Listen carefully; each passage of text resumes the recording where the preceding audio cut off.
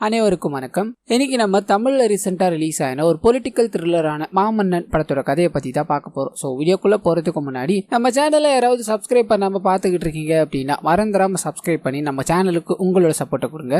இந்த படத்தோட ஸ்டார்டிங் சீன்லயே பாத்தீங்கன்னா முக்கியமான 3 கேரக்டர்ஸை காமிக்கிறாங்க. முதல் கேரக்டர் பாத்தீங்கன்னா மாமன்னன். ஊர்ல ஒரு எம்எல்ஏவா இருக்கிற மனுஷன். ஊருக்கு ஏதாவது நல்லது கெட்டது அப்படின்னா எல்லாத்துலயும் தலையிட்டு அவங்களுக்கு தேவையான எல்லாத்தையும் பண்ணி கொடுக்குற மனுஷன். இவர் ஒரு பக்கம் காமிச்சிட்டு அப்படியே கட் பண்ணி இவரோட பையனை காமிக்கிறாங்க. அதிவீரன் அப்படின்றத இவருடைய பேரு. பன்றி வளர்க்குறது அப்படின்னா இவருக்கு ரொம்ப பிடிக்கும். அந்த பன்றிகள் எல்லாத்தையும் பார்த்துக்கிட்டே இருக்க மாதிரி காமிக்க இன்னொரு சைட் கட் பண்ணி அந்த ஊர்ல மாவட்ட செயலாளரா இருக்க ரத்னவேலு அப்படின்றவரை காமிக்கிறாங்க. அவரோட பர்த்டேவான இன்னைக்கு அதை செலிப்ரேட் பண்ணணும் அப்படின்றதுக்காக நாய் ரேஸ் எல்லாம் விட தயாரா இருப்பாங்க. இந்த விஷயம் மாமன்னனுக்கு தெரிய வருது. அங்க இருக்கிற எல்லாருமே நீங்க தான் எம்எல்ஏ ஆயிட்டீங்க இல்லையா, இன்னும் எதுக்காகவே அவங்க பையன் பண்ணி எல்லாத்தையும் மேய்ச்சிக்கிட்டு இருக்கான், ரொம்ப அசிங்கமா இருக்கு இல்லையான்னு சொல்ல அவனுக்கு பிடிச்சிருக்கு, அவன் மேய்க்கிறான். இது என்கிட்ட சொன்ன மாதிரி அவன் கிட்ட போய் சொன்னேன்னு வையன் வாயை 2ஆ கிழிச்சு விட்டுருவான். எதுக்கே அவனுக்கு இந்த வேலை அப்படின்னு மாதிரி பேசிக்கிட்டே இருக்க இவரோட பையன் அங்க வர்றாரு. யார்கிட்டயும் பேசாம அப்படியே போய்கிட்டே இருக்க இன்னொரு சைட் கட் பண்ணி நாய் பந்தயம் விடணும் அப்படின்னு மாதிரி முடிவு பண்ணாங்க இல்லையா, அந்த இடத்த காமிக்கிறாங்க. நாய் பந்தயத்துல கலந்துக்கணும் அப்படின்னு மாதிரி நிறைய பேர் அதுல பங்கேற்று தங்களோட நாய்கள் எல்லாத்தையும் பந்தயத்துல விட்டுக்கிட்டே இருக்க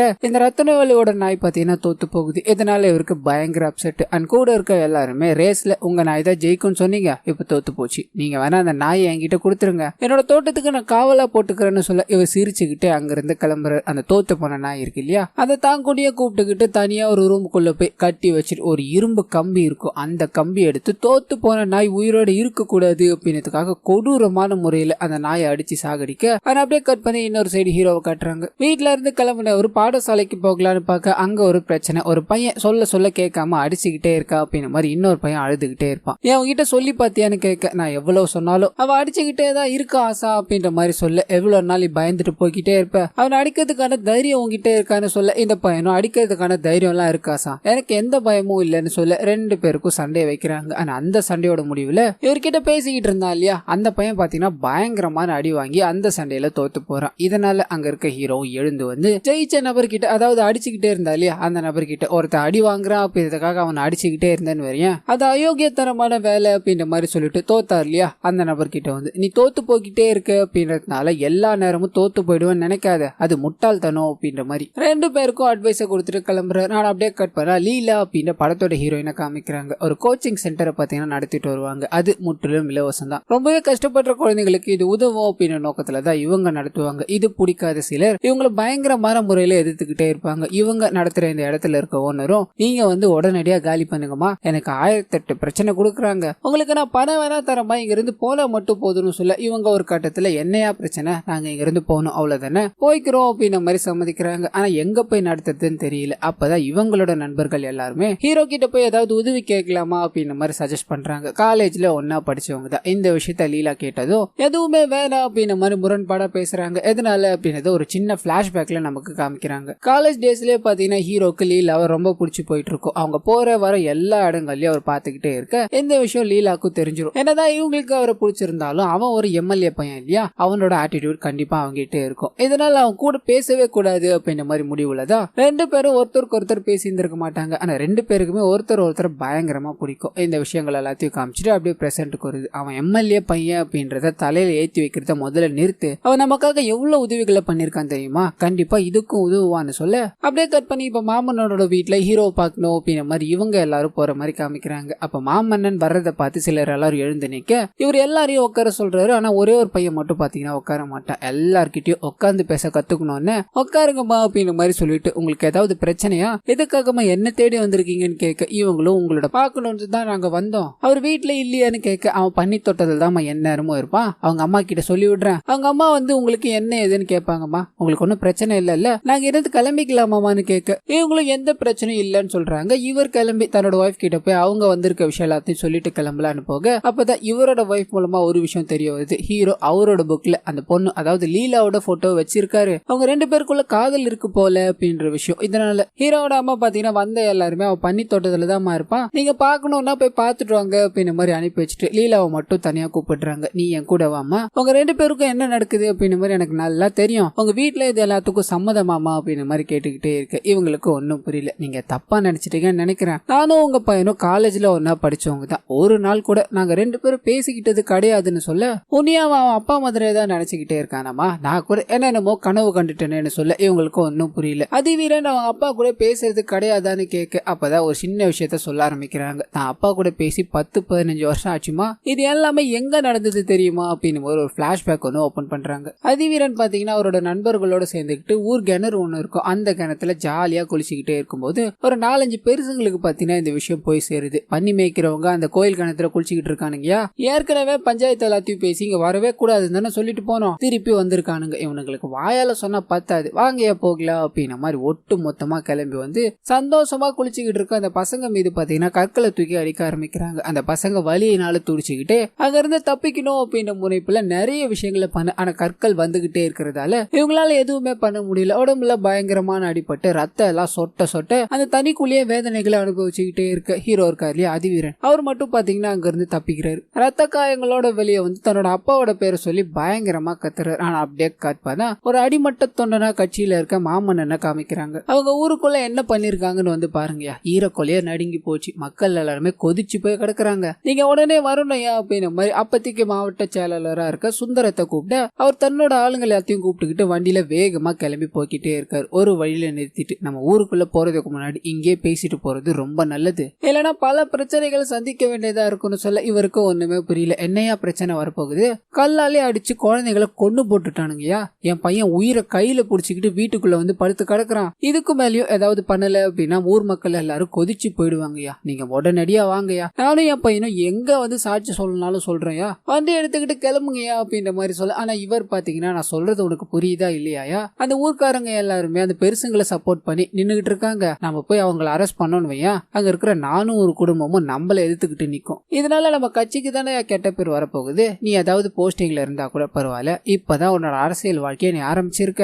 இந்த விஷயத்தால எல்லாமே அழிஞ்சு போகணுமா? அந்த பசங்களுக்கு என்ன செய்ய முடியுமோ அதை எல்லாத்தையும் பண்ணிடலாயா. இந்த பிரச்சனையை இதோட முடிச்சுக்கிறது தான் எல்லாத்துக்குமே நல்லது. இல்லைன்னா பல பிரச்சனைகள் கலவரங்கள்லாம் வரக்கூடும்னு சொல்ல இவருக்கு ஒண்ணுமே புரியல. பண்ண தப்புக்கு அவங்களுக்கு தண்டனை கொடுக்கறதுல என்ன தப்பியா இருக்கு எனக்கு ஒண்ணுமே புரியல. ஊர் மக்களுக்கு நான் என்னையா பதில் சொல்லுவேன்? சாக கிடக்குற என் பையன் எழுந்து அங்க கூட இருந்தவங்க எல்லாம் எங்கன்னு கேட்டா நான் என்னையா பதில் சொல்லுவேன் அப்படின்ற மாதிரி முழங்கிக்கிட்டு ஒரு 2 நிமிஷத்துல வந்துடுறியா அப்படின்ற மாதிரி ஆள் நடமாட்டம் மேல அதை ஒரு இடத்துல நின்று பயங்கரமா அழுவ ஆரம்பிக்கிறாரு. இவ்வளவு கொடூரமான சம்பவங்கள் நடந்தும் எதுவுமே பண்ண முடியலையே அப்படின்ற மாதிரி கூனி குறுகி நின்னுகிட்டு இருக்காரு. அதை அப்படியே கட் பண்ணி ஊருக்குள்ள அந்த இறந்த குழந்தைகளை பார்க்க போற மாதிரி காமிக்கிறாங்க. ஆனா அதே சமயத்துல அந்த குழந்தைகளுக்கு நிறைய விஷயங்கள் எல்லாத்தையும் பண்ற மாதிரி காமிக்கிறாங்க. நியூஸ்ல பாத்தீங்கன்னா குழந்தைகள் தவறி கணத்துக்குள்ள விழுந்து இறந்து போயிட்டாங்க அப்படின்ற மாதிரி மாத்திருப்பாங்க. ஆனா இந்த விஷயத்தால மாமன்னன் முதற்கொண்டு அவரோட பையன் வரலையும் மொத்தமா உடஞ்சு போயிட்டு இருப்பாங்க. தூக்கத்துல இருக்கவன் எழுந்து தன்னோட நண்பர்கள்லாம் எங்க அப்படின்னு கேட்டா நான் என்ன பதில் சொல்லுவேன்? எங்க தண்டனை வழங்குறதுக்கு கூட தகுதி இருக்கணும் போலியே அப்படின்ற மாதிரி பயங்கரமா குமுறிக்கிட்டு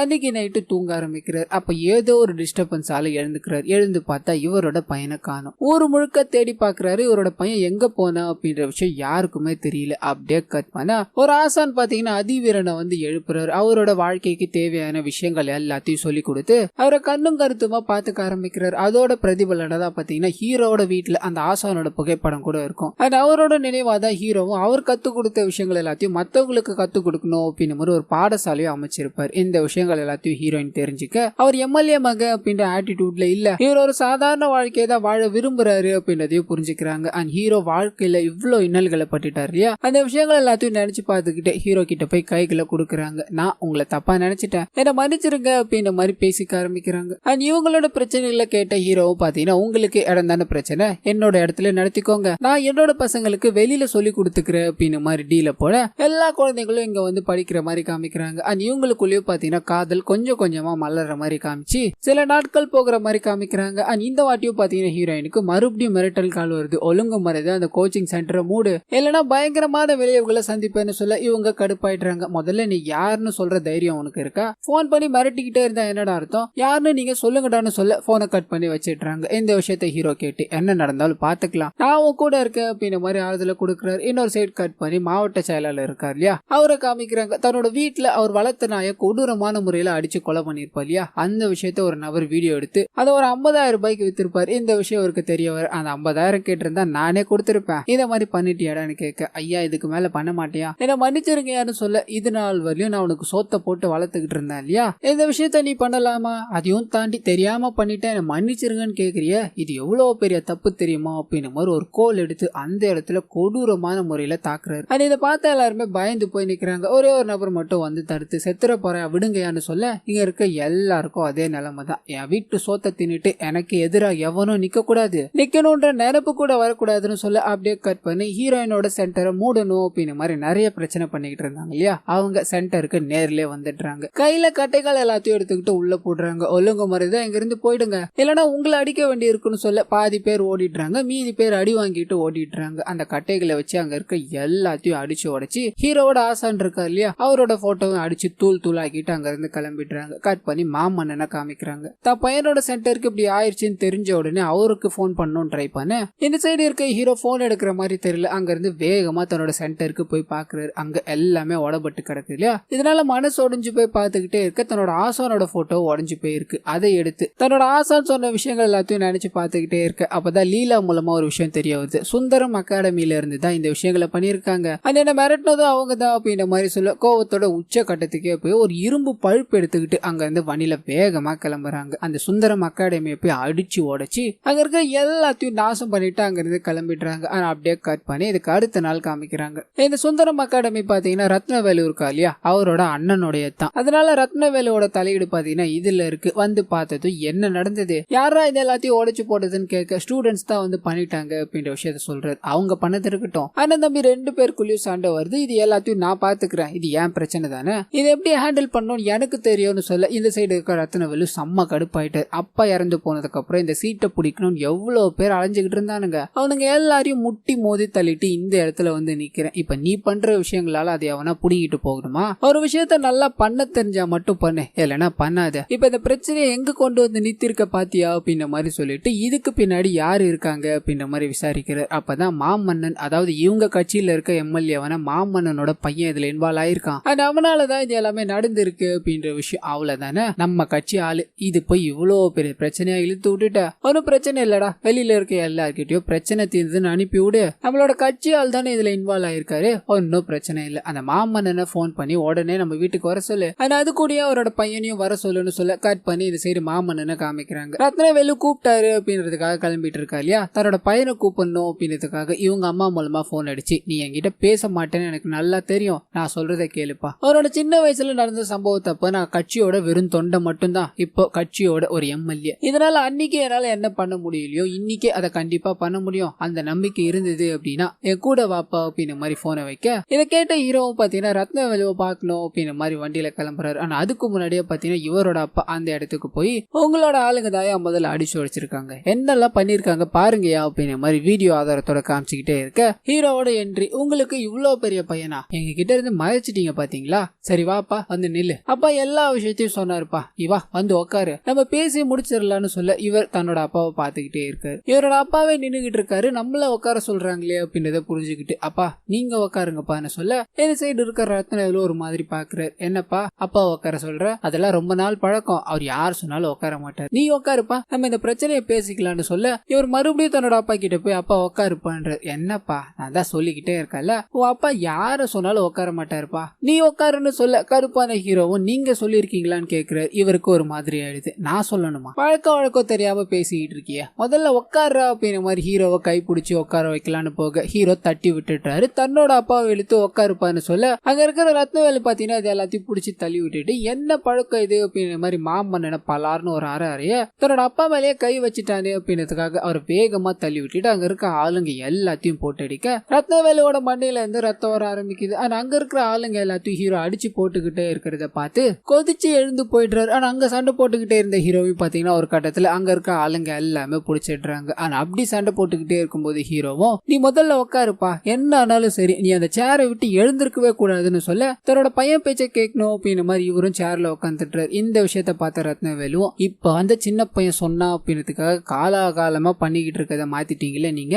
வந்து அவர் கையை கட்டுங்கடான்னு அவரோட ஆளுங்களை சொல்ல, அவங்களும் கட்ட ஆரம்பிக்கிறாங்க. தம்பி வேணாண்டா, பெரிய தப்பு பண்றடா நீ அப்படின்ற மாதிரி பேச, இப்பதானே உட்காந்தீங்க அதுக்குள்ள போடா வாடான்லாம் பேச ஆரம்பிச்சிட்டீங்க, என்னென்ன பழக்கம் அது, என்ன பழக்கம் அது அப்படின்ற மாதிரி கத்திட்டு இவங்க 2 பேரையும் இதே இடத்துல சுட்டு கொல்லணும் அப்படின்றதுக்காக வீட்டுக்குள்ள வேகமா ஓடி தன்னோட கண்ணை எடுத்துட்டு வரலாம் வரலான்னு ட்ரை பண்ண அந்த சமயம் பார்த்து இவரோட வைஃப் பாத்தீங்கன்னா கதவை பூட்டிட்டுறாங்க. வெளியே வர முடியாம உள்ளே லாக் ஆயிடுறாங்க. உள்ள கத்திக்கிட்டு கதவை திரடி என் கையில ஒண்ணும் இல்ல, நான் அவங்கள ஒண்ணும் பண்ண மாட்டேன் அப்படின்ற மாதிரி கத்திக்கிட்டே இருக்கு. ஆனா யாருமே கதவை திறக்க தயாரா இல்ல. கட் பண்ணா வெளியில தன்னை புடிச்சுக்கிட்டு இருக்க எல்லாரையும் அடிச்சு போட்டுட்டு அந்த ரத்த வெளியே விடக்கூடாது, என் அப்பா மேலேயே கை வச்சிட்டானே அப்படின்ற மாதிரி அவரை கொல்லணுன்றதுக்காக ஹீரோ வேகமா அவரோட வீட்டுக்குள்ள போய்கிட்டே இருக்க மாமன்னன் ஓடி வந்து தடுத்து நிறுத்துற. நான் சொல்றத கேள்றா, பெரிய பிரச்சனை ஆயிடும்டா, வாடா வீட்டுக்கு போகலாம் அப்படின்ற மாதிரி கத்திக்கிட்டே இருக்க ஒரு கட்டத்துல இவர் கோவமாய், ரொம்ப வருஷம் கழிச்சு இன்னைக்கு தானே நான் உங்ககிட்ட பேசியிருக்கேன், இன்னைக்கு கூட நான் சொல்றத நீ கேட்க மாட்டியா, அப்பா சொல்றத கேள்றா, என் கூட வாடா வந்துட்டா போயிடலாம் அப்படின்ற மாதிரி சொல்ல இவர் அங்க இருந்து தன்னோட அப்பா பேச்சை கேட்டு கிளம்புற மாதிரி காமிக்கிறாங்க. அண்ட் இன்னொரு சைடு ரத்னவேலு பாத்தீங்கன்னா வீட்டுல அடப்பட்டு கிடக்குறாரு இல்லையா, அவருக்குள்ளயும் பயங்கரமான கோவம். கட் பண்ணி இந்த சைடு வண்டியில வந்துகிட்டே இருக்கும்போது இத்தனை வருஷம் அரசியல் வாழ்க்கையில தன்னோட அப்பா இது நாள் வரையும் இதுதான் பண்ணிக்கிட்டு இருக்காரு, அவர் யாருக்கு முன்னாடியும் உட்காந்ததே கிடையாது அப்படின்றத எல்லாத்தையும் நினைச்சு பார்த்து பயங்கர ஃபீல் பண்றாரு. அங்கிருந்து கிளம்பி வீட்டுக்கு போற மாதிரி காமிக்கிறாங்க. வீட்டுல இருக்க எல்லாருக்கும் இந்த விஷயம் தெரிஞ்சதால ஒரு பெரிய பிரச்சனை நம்ம நோக்கி வரப்போகுது அப்படின்றத உணர்றாங்க. அப்பதான் மாமன்னனுக்கு ஒரு கால் வருது. அதுல உங்களை கொல்லணும் அப்படின்றதுக்காக ரத்னவேலுவோட ஆளுங்க வந்துகிட்டு இருக்காங்க அப்படின்ற விஷயம் தெரிய வருது. இதனால வீட்டுல இருக்க பெண்கள் எல்லாத்தையும் ஒரு ரூம்ல அடைச்சு வச்சுட்டு இவங்க அந்த ஆளுங்க வரட்டும் அப்படின்ற மாதிரி காத்துக்கிட்டு இருக்காங்க. ஆனா அதே சமயத்துல கடுப்புல இருக்க ரத்னவேலுக்கு பாத்தீங்கன்னா சிஎம் போன் பண்றாரு. அங்க என்ன நடக்குது அப்படின்றது எல்லாத்தையும் நான் கேள்விப்பட்டேன், ஏன்னா கொஞ்ச நாள்ல எலெக்ஷனை வச்சுக்கிட்டு என்னப்பா நீ பண்ணிக்கிட்டு இருக்க, தேவையில்லாத பிரச்சனை எல்லாத்தையும் எதுக்கு இழுத்து விட்டு இருக்கன்னு கேட்க இவர், இது என்னோட பர்சனலான மேட்ரு, என் வீட்டுல கட்டி வச்சிருந்த நாய் என்ன கடிச்சிருச்சு, அதை திருப்பி கொல்லாம நான் விட மாட்டேன், இதுல நீங்க தலையிட வேணாம் அப்படின்ற மாதிரி சொல்ல சிஎம் கடுப்பாயிட்டு, நீ யார்கிட்ட பேசிக்கிட்டு இருக்கன்னு தெரியுதா, நீ என்ன பண்ணுவியோ ஏது பண்ணுவியோ தெரியாது, நீ பண்ற விஷயங்கள் எல்லாத்தையும் நிறுத்திட்டு உடனடியா என்ன நேர்ல வந்து பாக்கணும், அப்படி இல்லன்னா இது எல்லாமே முடிஞ்சிரும் அப்படின்ற மாதிரி போனை வைக்க கட் பண்ணி இந்த சைடு ஆளுங்க வரட்டும் அப்படின்ற மாதிரி காத்துக்கிட்டு இருக்காங்க இல்லையா, அவங்கள காமிக்கிறாங்க. அப்பா வர வரையும் நீ இங்கே இரு என்ன அப்படின்ற மாதிரி வீட்டை லாக் பண்ணிட்டு உள்ள ஒரு சேர்ல உட்கார வச்சுட்டு வீட்டுக்குள்ள போய் ஒரு கன்னியும் ஒரு கத்தியும் எடுத்துட்டு வந்து கொடுக்குறாரு. நம்மள கொல்லணும் அப்படின்ற நோக்கத்துல வீட்டுக்குள்ள ஒருத்த காலை வச்சாலும் சரி அவனை உயிரோட விடக்கூடாது, என்ன ஆனாலும் சரிடா பாத்துக்கலாம் அப்படின்ற மாதிரி உட்காந்துக்கிட்டே இருக்க வெளியில ஆளுங்க எல்லாரும் வந்து இறங்குறாங்க. அண்ட் வீட்டுக்குள்ள இருக்கிற இவங்களை பிடிக்கணும் அப்படின்றதுக்காக போக ட்ரை பண்ண ரத்னவேலு கிட்ட இருந்து போன் வருது. நீங்க அங்க போயிட்டீங்க அப்படின்றது தெரியும், அவங்கள ஒன்னும் பண்ணாதீங்க, வேற ஒண்ணு பண்ணுங்க, அவங்க வீட்டுல இப்ப எப்படியாவது ஒரு 4-5 கொலையாச்சும் வேணும், நம்ம நாய்களா இருக்குல்ல அந்த பன்னி கூட்டத்துல எடுத்துட்டு போய் இறக்கு, ஒரு பன்னிங்க கூட உயிரோடு இருக்க கூடாதுன்னு சொல்ல இவங்க ஹீரோவையும் மாமன்னனையும் எதுவுமே பண்ணாம நாய்ங்க எல்லாத்தையும் இறக்கி அந்த பன்னி பண்ண இருக்கு இல்லையா அதுக்குள்ள விட்டுடுறாங்க. அந்த நாய்ங்க எல்லாமே பாத்தீங்கன்னா பன்னிய கடிச்சு கொதறி கொடூரமான முறையில சாகடிக்க அங்கிருந்து ஆளுங்க எல்லாருமே வண்டி எடுத்துக்கிட்டு போயிடுறாங்க. ஆனா அப்படியே கட் பண்ணா வீட்டுக்குள்ள இருக்க ஹீரோவை காட்டுறாங்க. அவருக்கு பன்றிகள் எல்லாமே கத்துற சத்தம் கேக்குது, வெளியில ஏதோ தப்பு நடக்குதுன்னு நினைக்கிறேன், நான் போய் பாத்துட்டு வந்துடுறப்பா அப்படின்ற மாதிரி வேகமா பண்ணைக்கு போலான்னு போங்க அங்க எல்லா பன்னிகளும் இறந்து போய் கிடக்குது. இதை பார்த்த உடனே இவரால் சகிச்சிக்கவே முடியல, தாங்கிக்கவும் முடியல. ஏன்னா பன்றிகள் அப்படின்னா இவருக்கு ரொம்பவே பிடிக்கும். ஆனா அதையும் தாண்டி ஒரே ஒரு குட்டி பன்னி மட்டும் தாயை எழுந்து தனிமையில இருக்கிறத பாக்குற ரொம்பவே வேதனைப்படுறாரு. ஆனா அப்படியே கட் பண்ணி சிஎம் பாக்கணும் அப்படின்ற மாதிரி வந்து ரத்னவேலுவை காமிக்கிறாங்க. நீ பண்ற விஷயங்கள் எல்லாமே தப்பு, இதோட விட்டுடு, அந்த பெரிய மனுஷன் மாமன்னர் இருக்கார் இல்லையா பண்ண எல்லா விஷயத்தையும் அவர்கிட்ட போய் மன்னிப்பு கேட்டுரு, இந்த பிரச்சனைகள் எல்லாமே இதோட முடிஞ்சு போகும்னு சொல்ல. ஆனா இவர் பாத்தீங்கன்னா மன்னிப்பு கேட்கிற மாதிரி தெரியல. என் அப்பா எனக்கு எவ்வளவோ சொல்லி கொடுத்துருக்கான், என் அப்பாவோட கௌரவத்தை குறைக்கிற வகையில நான் எதுவுமே பண்ண மாட்டேன், அவரோட கௌரவம் என்ன அப்படின்றது எனக்கு தெரியும், என்னால எதுவுமே பண்ண முடியாதுன்னு சொல்ல சிஎம்ஓ இந்த பதவியே உனக்கு பறி போயிடும் அப்படின்ற மாதிரி சொல்லி பாக்குறாரு. ஆனா இவர் பாத்தீங்கன்னா இந்த சின்ன வயசுல எனக்கு அவ்வளோ ஓட்டுகள் இருக்கு அப்படின்றதால தான் பதவியை கொடுத்தீங்க, அவ்வளோ சீக்கிரத்துல நீங்க எதுவுமே பண்ண முடியாது, அப்படியே கட்சியை விட்டு தூக்குனா கூட இதே பதவியில வேற ஒரு கட்சியில போய் நான் சேரதா போறேன், அது உங்களுக்கு நல்லாவே தெரியும், இதனோட பர்சனல் மேட்டர், இதை விட்டுட்டு நீங்க பேசுங்கன்னு சொல்ல. ஆனா சிஎம் பாத்தீங்கன்னா செம்ம கடுப்பாயிட்டு, இதுக்கு மேல இந்த கட்சிக்கும் உனக்கும் சம்பந்தம் கிடையாது, ஒரு இந்த கட்சியை விட்டே தூக்குறேன் அப்படின்ற மாதிரி அனுப்பிவிட இவரும் வேற கட்சியில நின்று உங்க கட்சியை நான் தோக்கடிக்காம விட மாட்டேன், அதுலதான் என்னோட வெற்றியே இருக்கு அப்படின்ற மாதிரி வேற கட்சியில சேரணுன்றதுக்காக சந்தோஷமா கிளம்ப. இன்னொரு சைடு மாமன்னன் அவரோட பையனும் பாத்தீங்கன்னா சிஎம் பாக்கணும் அப்படின்ற மாதிரி வந்திருப்பாங்க. மாமன்னனை மட்டும் தனியா கூப்பிட்டு சிஎம் பேசிக்கிட்டே இருக்கும்போது வெளியில உட்காந்துக்கிட்டு இருக்க ஹீரோக்கு பாத்தீங்கன்னா அங்க சிஎம் முன்னாடி தன்னோட அப்பா நின்னுகிட்டே தான் இருப்பாரோ அப்படின்ற டவுட். வேகமா உள்ள போய் பார்க்க சிஎம்மும் மாமன்னனும் உட்காந்து பேசிக்கிட்டு இருக்காங்க. உன் அப்பனை நிக்க வச்சுலாம் பேசலப்பா, நீ கொஞ்ச நேரம் வெயிட் பண்றியா, அப்பா கிட்ட பேசிட்டு சொல்றேன்னு சொல்ல ஹீரோ வெளியில வெயிட் பண்றாரு. நடந்த விஷயங்கள் எல்லாத்தையும் சொல்லி அவன் ரொம்பவே மோசமானவனா இருக்கான், இந்த கட்சி இல்லைன்னா வேற கட்சியில போய் சேர்ந்துப்பேன்னு சொல்லிட்டு போக்கிட்டே இருக்கான், அவனோட தயவால தான் நம்ம அந்த இடத்துல ஜெயிச்சோம் அப்படின்னு மாதிரி நினைச்சுக்கிட்டு இருக்கான். இது எல்லாத்தையும் முறியடிச்சு அவனுக்கு ஒண்ணுமே இல்ல அப்படின்னு மாதிரி நம்ம காமிக்கணும், அதுக்கு இந்த எலெக்ஷன்ல அவனை தாண்டி நம்ம ஜெயிக்கணும் அப்படின்னு நம்மளாம் சொல்ல மாமன்னன் பாத்தீங்கன்னா யோசிக்கிறார், நான் இந்த எலெக்ஷன்ல நிக்கணுமா வேணாமா அப்படின்றது என் பையனோட கைகள்ல தான் இருக்கு, இனிமேல் என் பையன் பேச்சை கேட்டு நான் நடக்கணும்னு இருக்கேன் சார்னு சொல்ல கட் பண்ணி இவரோட பையனை பேசணும் அப்படின்ற மாதிரி சிஎம் கூப்பிடுறாரு. என்ன பேசுவாங்கன்னு தெரியாது. இந்த சீன் அப்படியே கட் ஆகி கார்ல 2 பேரும் போய்கிட்டே இருக்க மாதிரி காமிக்கிறாங்க. ஆமா சிஎம் உங்ககிட்ட என்ன பேசினார்னு கேட்க நேரம் வரும்போது உங்ககிட்ட சொல்றப்பான்னு சொல்றாரு. ஆனா அப்பன்னு பார்த்து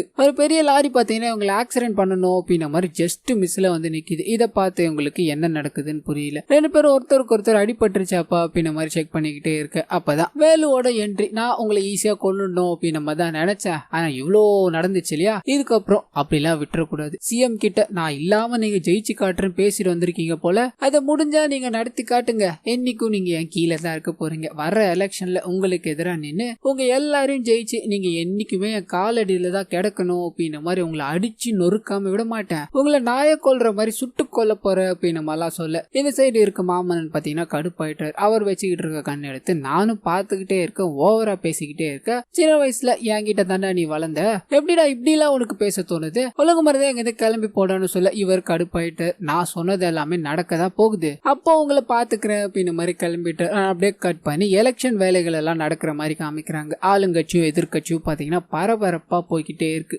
அதே சமயத்துல எதிர்கட்சியில பாத்தீங்கன்னா வேலு போய் சேர்ந்து அங்க ஒரு போஸ்டிங்க வாங்கிட்டுறாரு. இவரோட குறிக்கோள் எல்லாமே பாத்தீங்கன்னா மாமன்னன் நிக்கிற தொகுதியில பாத்தீங்கன்னா ஜெயிக்கணும் அப்படின்றது தான். அண்ட் இன்னொரு சைடு இவரோட வைஃப், அதாவது வேலுவோட வைஃபை பாத்தீங்கன்னா ஒரு தொகுதியில நிக்க வைப்பாங்க. அவங்க ஜெயிக்கிறாங்களோ தோக்குறாங்களோ எனக்கு முக்கியம் இல்ல, ஆனா மாமன்னன் ஜெயிக்க கூடாது அப்படின்ற மாதிரி எந்நேரமும் அந்த தொகுதியை பத்தியே கேர் பண்ணிக்கிட்டே இருக்க மாமன்னன் பாத்தீங்கன்னா அவர் சம்பாதிச்சு வச்ச நல்ல பேரால ஓட்டு எல்லாத்தையும் வாங்கணும் அப்படின்ற மாதிரி உழைச்சிக்கிட்டே இருக்காரு. இந்த விஷயத்த கேள்விப்பட்ட இவரும் இது எப்படியாவது தடுக்கணுமே, அவர் ஊருக்குள்ளே விடக்கூடாது அப்படின்ற மாதிரி முயற்சி பண்ணி அவங்களோட சங்கம் ஒண்ணு இருக்கும் இல்லையா, அந்த சங்கத்தை கூப்பிட்டு அதை பத்தி பேசணும்னு ட்ரை பண்ண அங்க இருக்க எல்லாருமே உன் அப்பா இருக்கிறவரையும் சங்கத்தை நல்லா பாத்துக்கிட்டாரு, நீ வந்ததும் எல்லாம் கைமீறி போயிடுச்சுப்பா, நீ கண்டுக்கிறதே இல்ல, மக்கள் எல்லாருமே உன் மேல செம்ம கடுப்புல இருக்காங்க, இது மாறணும் அப்படின்னா நீ எல்லாரும் முன்னாடி மன்னிப்பு கேட்டாதான் முடியும்னு சொல்ல இவர் கையை கூப்பி எல்லாரும் என்ன மன்னிச்சிருங்கன்றார். அங்க இருக்க ஒரு நபர் இருந்து ஐயோ அவங்க இதை எதிர்பார்க்கலப்பா, நீ காலில் வந்து மன்னிப்பு கேட்கணும்பா, நீன்னு இல்ல இங்க யாரா இருந்தாலும் இதைதான் பண்ணிருக்கணும், சங்கத்தோட ரூலே அதுதான், நீ தப்பா எடுத்துக்காதன்னு சொல்ல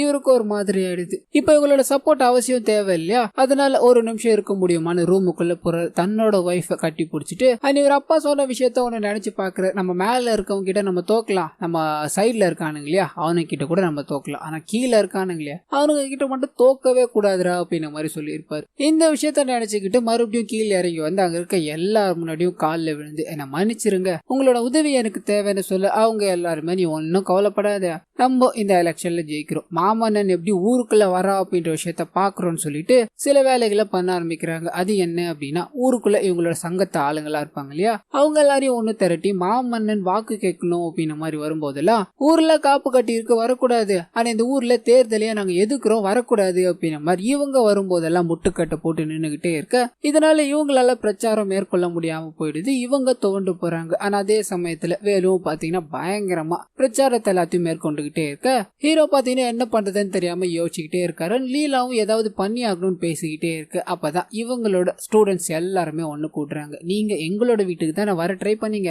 எங்களோட வீட்டுக்கு வரணும் வரக்கூடாது அப்படின்றத முடிவு பண்ண வேண்டியது நாங்க தான், எங்களுக்கு ஓட்டு போடுற வயசு இருக்கு, யாரு என்ன சொன்னாலும் பரவாயில்லனா நீங்க எங்களோட வீட்டுக்கு வாங்கன்னு சொல்ல முதல்ல ஸ்டூடெண்ட்ஸை வச்சு நாங்க இதெல்லாம் பண்ணக்கூடாது, நீங்க எல்லாரும் கிளம்புங்கடா அப்படின்ற மாதிரி ஹீரோ எவ்வளவோ சொல்லி பாக்குறாரு. ஆனா அவங்க அவ்வளோ கருத்தா பேச ஆரம்பிக்கிறாங்க, நீங்க வந்துதான் ஆகணும் அப்படின்ற மாதிரி ரிக்வெஸ்ட் வச்சதால மாமன்னனும் பாத்தீங்கன்னா இதுக்கு சம்மதிக்கிறார். ஆனா அப்படியே கட் பண்ண இவங்க உதவியோட இவங்க பிரச்சாரத்தை மேற்கொள்றாங்க, மாமன்னனுக்கு ஓட்டுகளை சேர்க்க ஆரம்பிக்கிறாங்க. இந்த விஷயம் வேலுக்கு தெரிய வர இவரோட சங்கத்தை ஆள் இருக்கா இல்லையா அவரை கூப்பிட்டு என்னமோ நீங்க பெருசா பேசுனீங்க, கண்டவன் காலெல்லாம் உள்ள வச்சீங்க, இப்ப எல்லாத்தையும் தாண்டி அவங்க எப்படி ஊருக்குள்ள ஓட்டு கேட்டு போக்கிட்டு இருக்காங்க சொல்ல சங்கத்தை ஆளுங்க எல்லாருமே சொல்ற பேச்ச கேக்குறவங்க தான், ஆனா வீட்டுல இருக்க இந்த சின்ன சின்ன பசங்க இருக்குங்க இல்லையா அதுங்க கேட்காதுப்பா, இப்பெல்லாம் சோசியல் மீடியாவை கையில எடுத்துக்கிட்டு ஏதாவது தோணுதை பண்ணிக்கிட்டே இருக்குங்க, அதனாலதான் இந்த பிரச்சனை, இதை தடுத்து நிறுத்துறதுக்கு என்ன பண்றதுன்னு எனக்கு புரியலப்பான்னு சொல்ல இவர் கடுப்பாயிட்டார். என்ன பண்றதுன்னு தெரியலையா, கண்டவன் காலெல்லாம் விழுந்தால ஒழுங்கு மறைதா இதுக்கு ஏதாவது சொல்யூஷன் கொடுங்க, அப்படி இல்லைன்னா உங்க எல்லாரையும் உருத்தெரியாம ஆக்கிடுவேன் அப்படின்ற மாதிரி மிரட்ட இவர் ஒரு மாதிரி ஆகி அதாவது பண்ணணும்பா, ஏதாவது பெருசா நடந்துச்சுன்னு வைய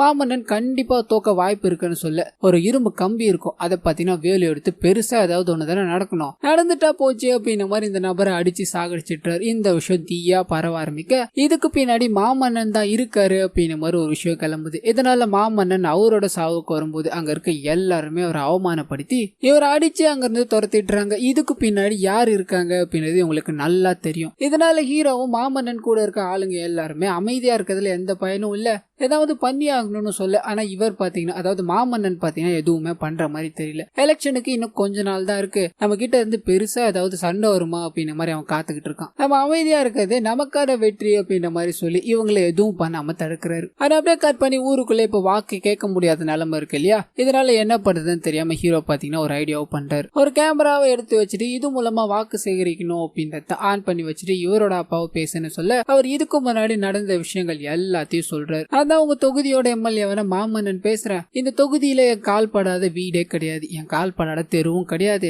என்னால என்ன பண்ண முடியுமோ அது எல்லாத்தையும் நான் எம்எல்ஏவா இருந்து உங்க எல்லாருக்கும் பண்ணிருக்கேன் அப்படின்ற மாதிரி நம்புறேன், இனிமேலும் பண்ணணும் அப்படின்ற மாதிரி ஆசையா இருக்கு. ஆனா இந்த தெருவுல என்னால நுழைய முடியல, அதாவது இதுக்கு முன்னாடி சந்தோஷமா நான் நுழைஞ்சுகிட்டு இருக்க தெருவுல இப்ப நுழைய முடியல அப்படின்றது எனக்கு பயங்கர வேதனையா இருக்கு. இதுக்கு பின்னாடி யார் என்ன இருக்காங்க அப்படின்ற எதையும் நான் பேச வரல. ஆனா உங்களுக்கு நான் பண்ணது எல்லாமே நல்லதுதான், இனிமேலும் நல்லதுதான் பண்ணுவேன் அப்படின்ற மாதிரி நினைச்சீங்கன்னா கண்டிப்பா என்னை ஜெயிக்க வைப்பீங்கன்னு நான் நம்புறேன். உங்களோட பொன்னான வாக்குகளை எனக்கு செலுத்துங்க அப்படின்னு மாதிரி அந்த வீடியோ முடிச்சிருப்பாரு. இது மூலமா அங்க இருக்க எல்லாருக்கும் இது ரீச் ஆக அப்படியே கட் பண்ணி எலெக்ஷன் டேல காமிக்கிறாங்க. அப்படியே கட் பண்ணி எலெக்ஷன் நடக்கிற மாதிரி காமிக்கிறாங்க. எலெக்ஷன் நடந்து முடிஞ்சு சில நாள் கழிச்சு வாக்கெடுப்பு நடக்கும் இல்லையா, அதுவும் நடக்க ஆரம்பிக்குது. இப்ப இங்க வர ரிசல்ட்டை வச்சுதான் அந்த ஊர்ல என்ன நடக்க போகுது அப்படின்ற மாதிரி சூழல் இருக்கு இல்லையா. இதனால எல்லாரும் பரபரப்பா உட்காந்துகிட்டே இருக்கும்போது ஆளுங்கட்சி பாத்தீங்கன்னா இந்த தேர்தலில் ஜெயிச்சிடுறாங்க. பெருவாரியான தொகுதிகளை கைப்பற்றி அவங்க தான் இந்த வாட்டியும் முதலமைச்சர் அப்படின்ற மாதிரி முடிவு பண்ணிடுறாங்க. எதிர்கட்சி அதாவது வேலூர் இருக்கா இல்லையா, அந்த கட்சி தோத்து போயிடுது. ஆனா இப்ப மாமன்னன் தொகுதியில மட்டும் யார் ஜெயிச்சாங்க அப்படின்ற மாதிரி பிரச்சனை இருக்கும் இல்லையா,